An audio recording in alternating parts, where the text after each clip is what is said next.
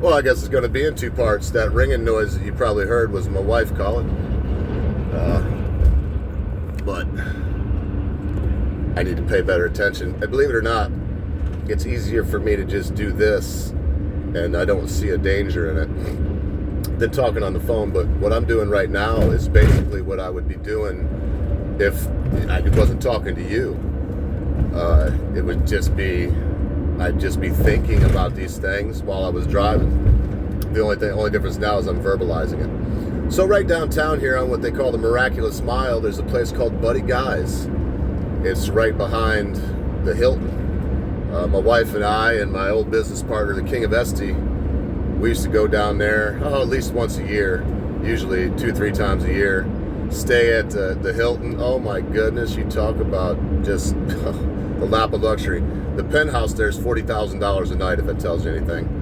I don't want to tell you what we spent for rooms there. It might sound like bragging, or you might just think I'm a moron to spend that kind of money to stay one night in a place. So I'll keep that to myself. But beautiful place, and Buddy Guy's is always jumping. I mean, we've seen Bobby Rush there, the one and only, the man, Bobby Rush. Do you want some?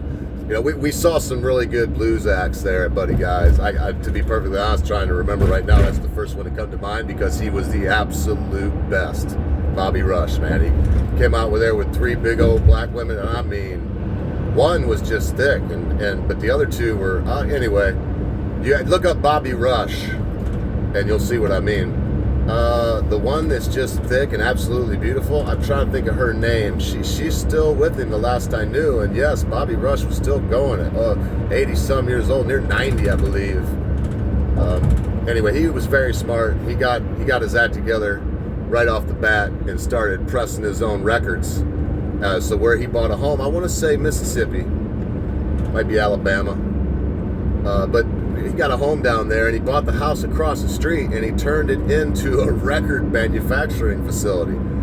And no, he doesn't manufacture anybody else's records, just his.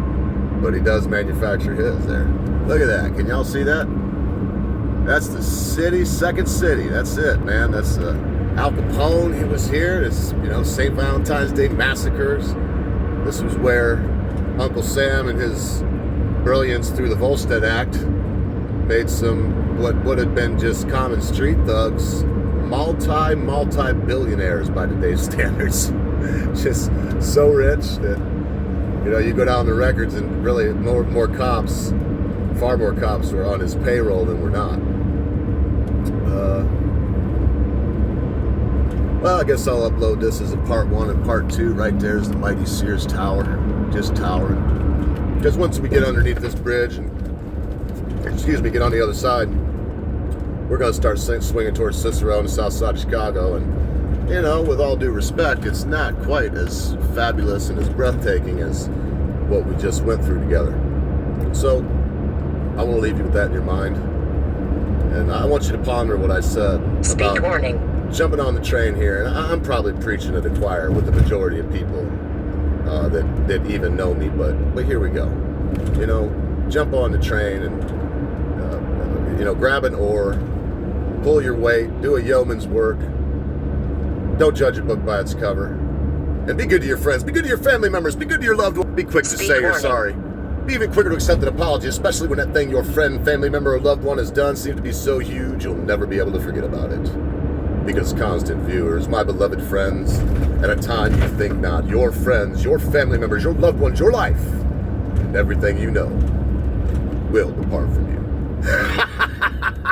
Hey, good to hear from you, memes. Captain Colepile, Jensen Quinn, Lord Quinn. I think I seen Barkley down there. Oh, I love y'all. Good to see you.